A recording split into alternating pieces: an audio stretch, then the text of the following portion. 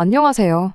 저보다 한 살 연하인 남편과 결혼해서 길고도 짧은 2년 반이라는 결혼 생활을 마치고 다시 혼자가 되는 길을 선택한 올해 30대 초반의 여자입니다. 결혼 전에는 나이는 그저 숫자에 불과하다고 생각했어요.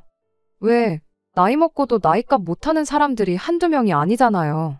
저희 회사에만 해도 저보다도 몇 살이나 많은데, 겉으로는 말 못하지만 나이를 거꾸로 먹었나 싶은 사람이 한둘이 아니었습니다. 그리고 뭐, 한두 살 차이가 그렇게 크게 차이 나는 건 아니잖아요.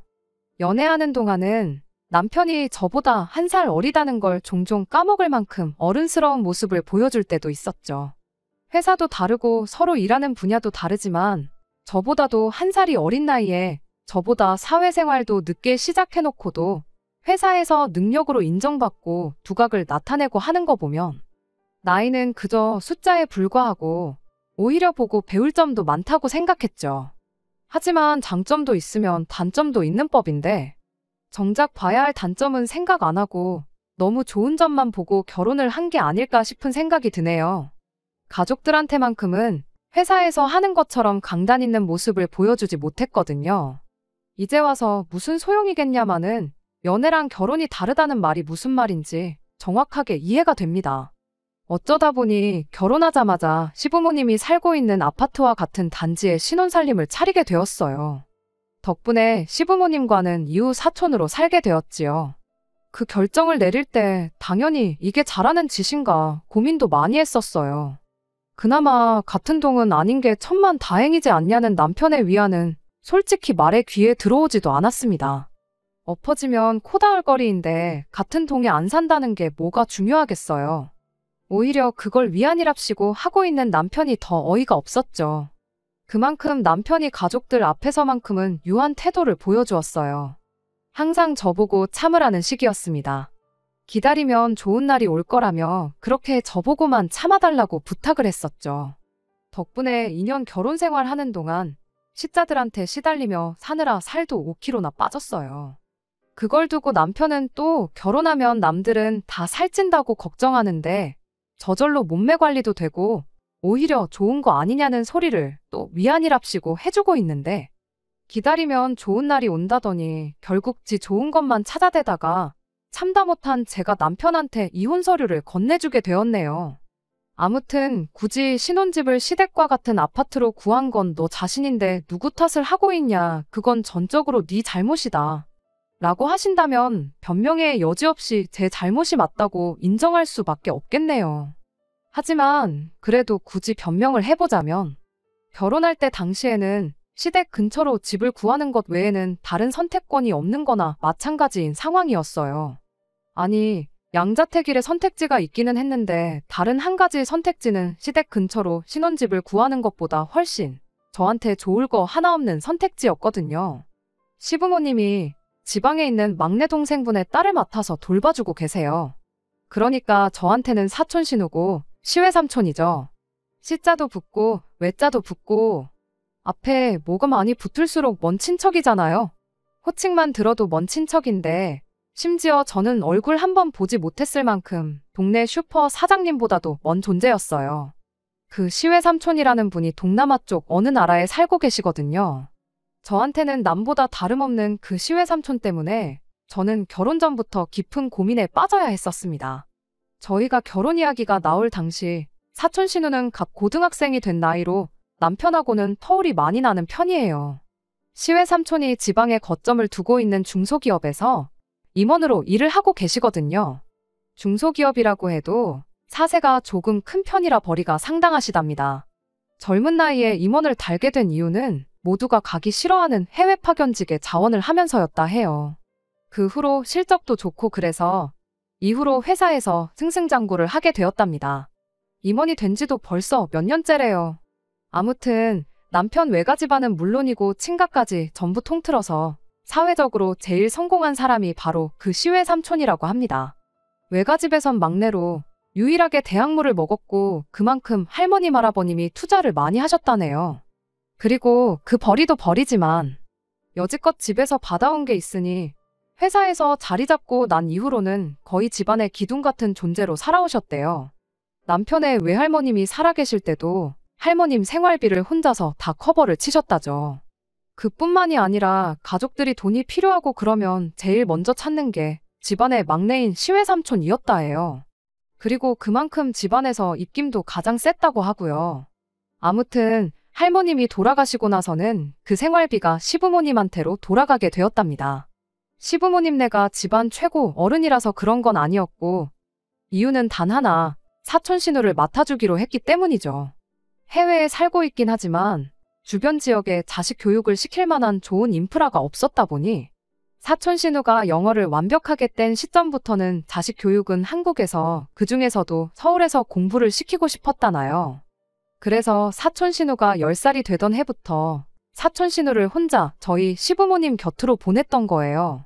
원래 시외숙모님이 같이 한국에 오실 계획이었는데 그 삼촌이라는 분이 여자 문제도 있고 그랬어서 혼자 두면 안 될 것 같다고 사촌 시누만 덩그러니 보내게 된 거였습니다.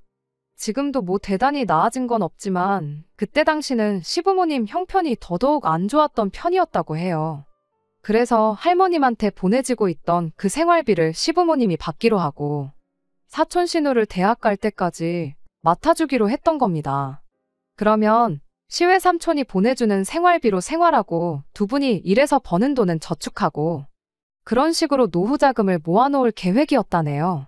처음 사촌 시누가 시댁에 들어와 살기 시작할 때는 남편도 한참 대학생이던 시절이었다 해요.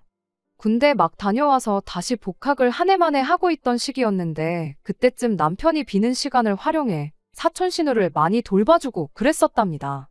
남편이 미대를 졸업했고 지금도 전공을 살려서 관련 업종에서 일을 하고 있거든요. 그때는 한참 대학 다닐 때니 연습한다, 졸업작품 미리미리 준비한다 하면서 집에서 그림을 자주 그렸나 본데 그래서 그랬나 사촌 시누가 남편의 영향을 조금 받게 되었던가 봐요. 어느 날 시외 삼촌이 남편한테 사촌 시누가 요즘 미술 공부를 하고 싶다고 노래를 불러대는데 미대생인 너가 보기엔 우리 딸 실력이 어떻냐고 그렇게 물어보셨다고 해요. 남편은 그냥 예의상 소질도 있는 것 같고 잘하는 것 같다고 그렇게 대답했는데 그 대답 한번 잘못했다가 덕분에 남편까지 사촌 시누를 돌봐주는데 싸잡혀 들어가 버리게 되었던 겁니다.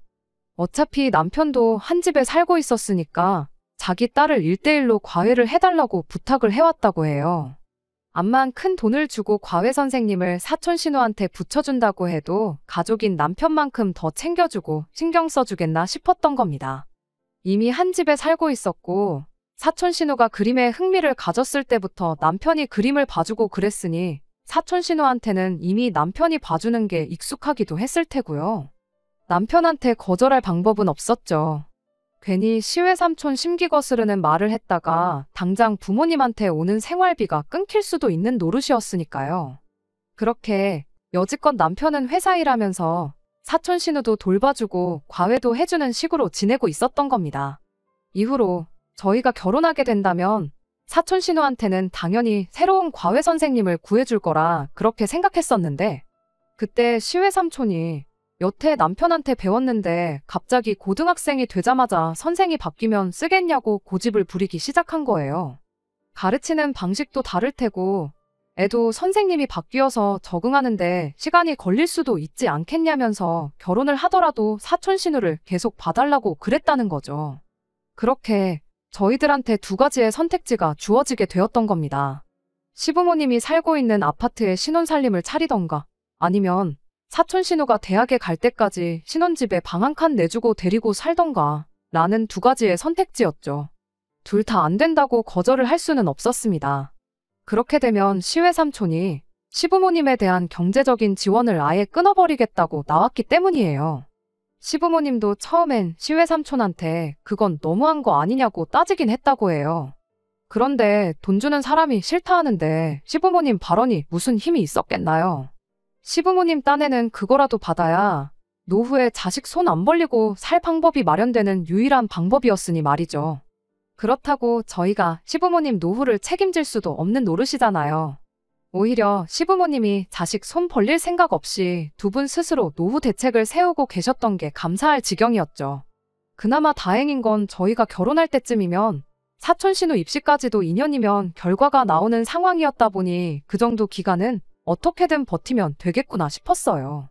그렇게 마음을 먹고 나니 이제 사촌 신우한테 방 한 칸 내주고 한 집에서 같이 데리고 사느냐, 아니면 시댁 근처에 임시로 신혼집을 마련해서 지내느냐, 둘 중에 하나를 골라야 하는 상황이었습니다. 솔직히 고민하고 자시고 할 것도 없었어요. 어차피 남편이 사촌 신우 과외를 해주는 건 달라지는 것이 없는 상황에 애 뒷바라지까지 해주기보다는 차라리 시댁 근처에 전세로 신혼집을 구해 살다가 대입이 끝나는 즉시 전세금 빼고 2년 동안 모은 돈으로 새 집을 구하는 게 누가 봐도 합리적인 선택이었습니다.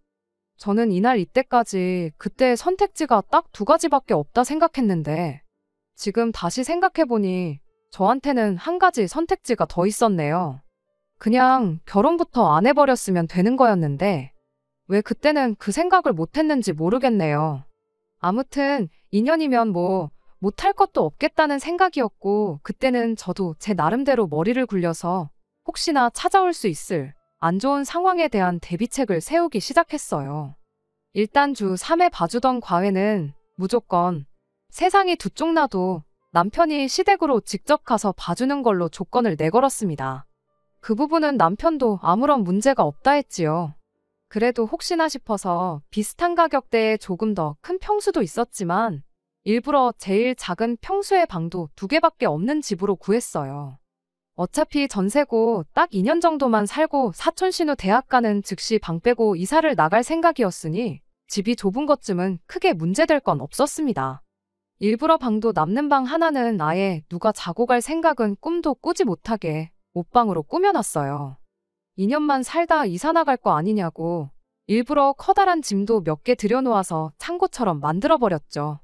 이 정도면 적어도 시부모님이 마음이 바뀌어서 사촌 신우를 저희 집에 보내지는 못하겠구나 그런 생각을 했었거든요. 지금 생각해보면 참 오만방자한 생각이었지요. 약속이야 안 지키면 그만인 거고 목소리 큰 사람이 이기는 이 세상에 그런 잔머리가 통할 리가 없었다는 걸 왜 그때는 생각 못했던 걸까요? 이제 막 고등학생이 된 사촌 신우도 너무 어리게 생각했고 늙어서 자식 손 벌리기 싫다고 조카까지 떠맡아 키우며 노후 자금 마련하시던 시부모님을 너무 좋게 생각했던 겁니다. 당연한 소리겠지만 그렇게 신혼살림 차린 직후에는 별다른 문제랄 게 없었어요. 처음 이야기되었던 것처럼 과외하는 날이 되면 남편이 아예 시댁으로 퇴근해서 사촌 신우를 두어 시간 봐주고 집에 돌아오고 무난한 일상이었죠. 그때까지만 해도 폭풍이 오기 전이 제일 조용한 줄도 모르고 이 평온한 날들이 계속되리라 그렇게 생각하고 있었습니다. 괜한 노파심에 쓸데없이 대비만 하고 있었구나. 밥솥도 괜히 1인용 밥솥을 샀구나. 그런 사소한 후회도 하고 그랬죠. 그러던 어느 주말이었습니다. 날씨도 좋고 그래서 모처럼 남편하고 둘이 멀리까지 놀러 나갔다 온 날이었어요. 결혼하고 나서 이래저래 바쁘기도 했고 경황도 없어서 항상 데이트는 집 근처에서 짧게 하고 그랬었는데 오랜만에 코에 바람도 넣고 그러니까 참 좋았죠. 그렇게 데이트 잘 마치고 집에 왔더니 사촌 신우가 저희를 반겨주더군요. 있어서는 안 될 사람이 집에 있으니 이게 무슨 상황인가 싶었어요. 사촌 신우가 하는 말이 시부모님 때문에 집이 너무 소란스러워서 집중도 안 되고 여차저차해서 여기로 피신을 왔다 하더라고요. 그 말에 남편이 별로 대수롭지도 않은 반응을 보이고 그냥 방으로 들어갔어요. 사촌 신우가 와 있는 것보다 더 어이가 없었던 건 남편이 저랑 밖에 나와 있는 내내 핸드폰을 단 한 번도 안 봤다는 사실이었죠.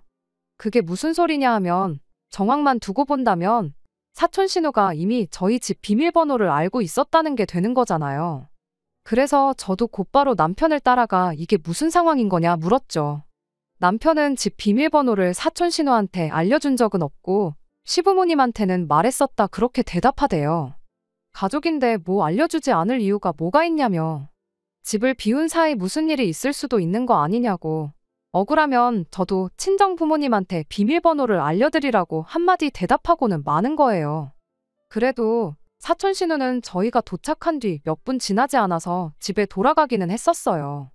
작은 목소리로 하기는 했지만 저와 남편이 방에서 투닥거리던 걸 들어서 미안해서 집에 갔나 보구나 싶었습니다.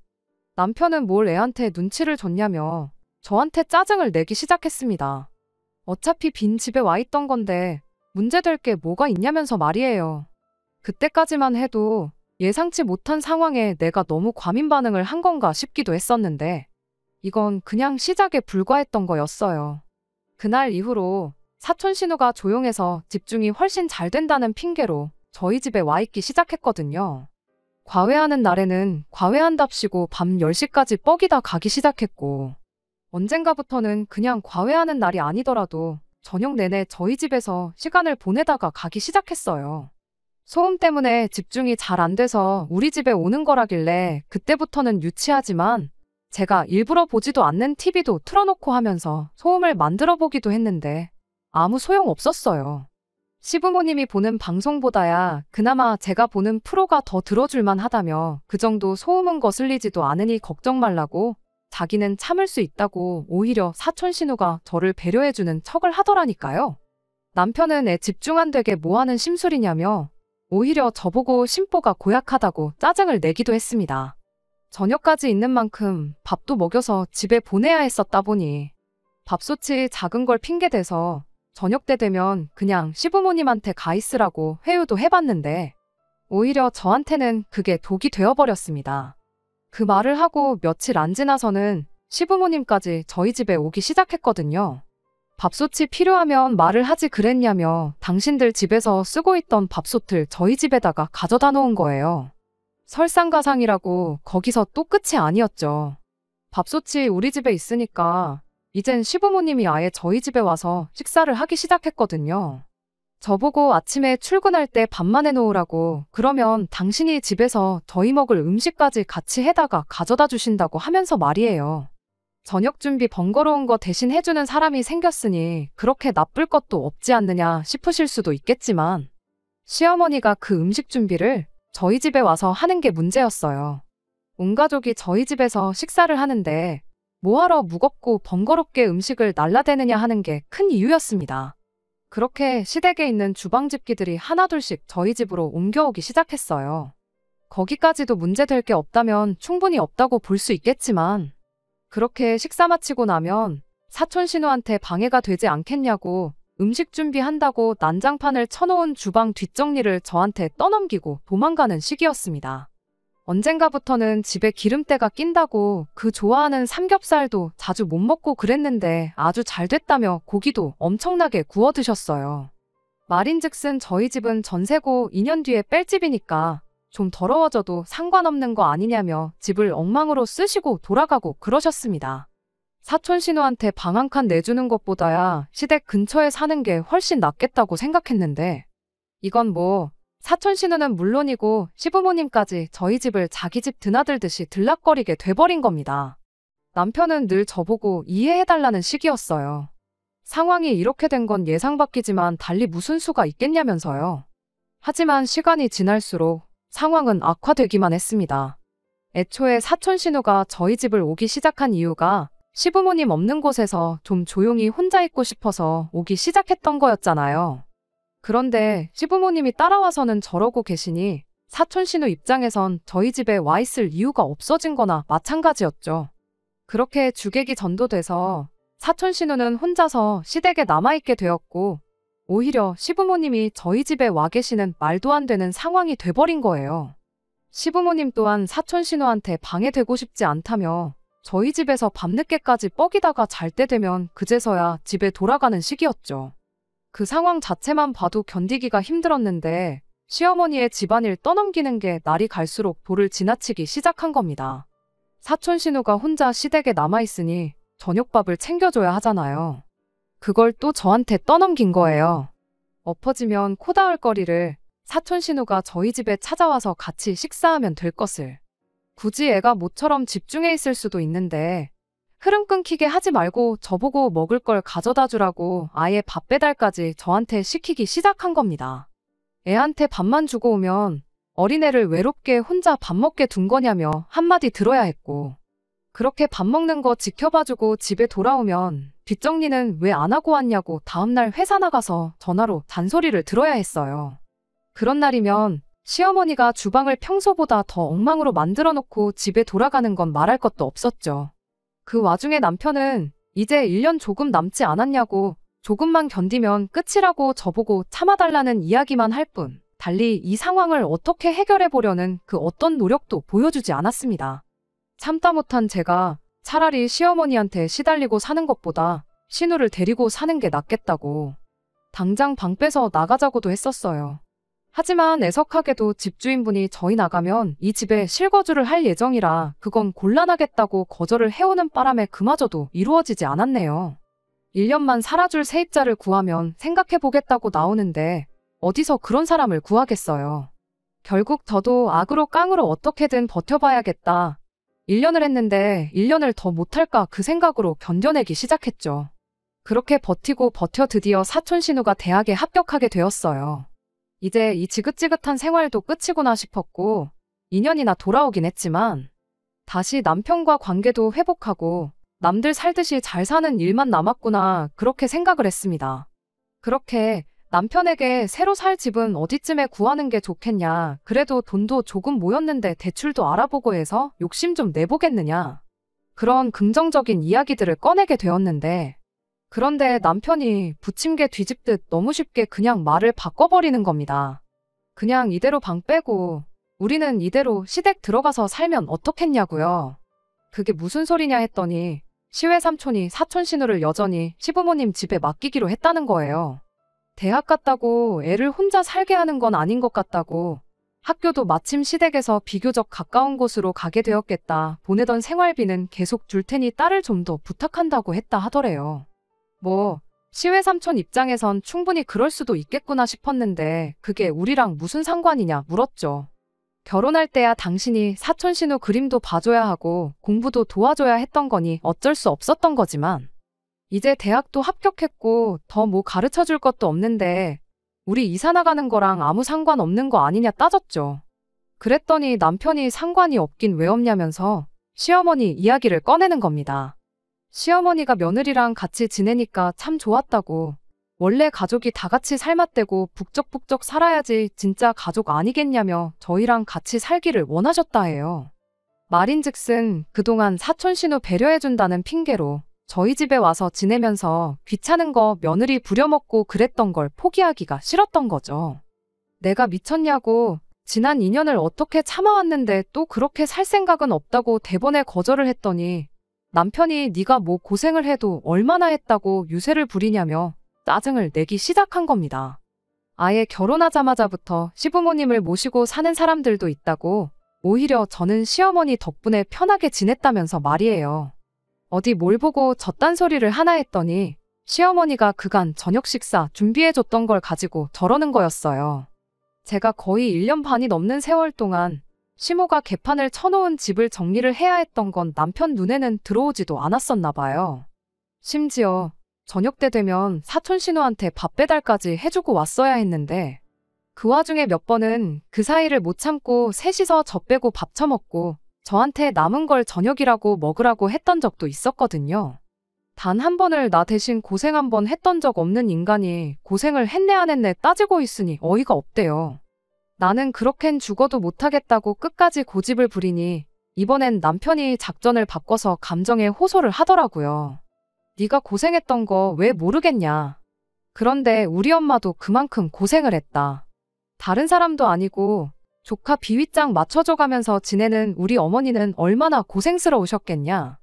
그런데 이제 며느리가 생겨서 모처럼 1년 반 편하게 지내신 건데 그동안 고생하신 게 있으니 이 정도 호사는 누려도 되는 거 아니냐 하면서 말입니다.